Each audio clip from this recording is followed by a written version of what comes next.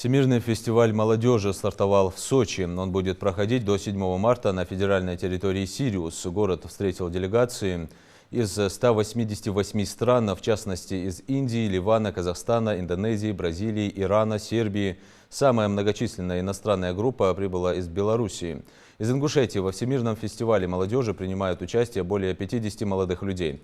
Участие в фестивале принимает и глава Ингушетии Махмуд Али Калиматов. Он отметил, что мероприятие станет полезным не только для молодежи из республики, но и для представителей других субъектов России и зарубежных стран.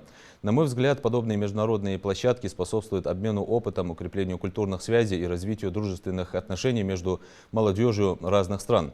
Наша молодежь воспитана в духе наших обычаев, а потому является таким же важным представителем сложившихся исторических ценностей. Желаю всем участникам фестиваля интересных и плодотворных встреч. Пусть это мероприятие станет началом долгосрочного сотрудничества и создания новых проектов для молодежи со всего мира, сказал Калиматов.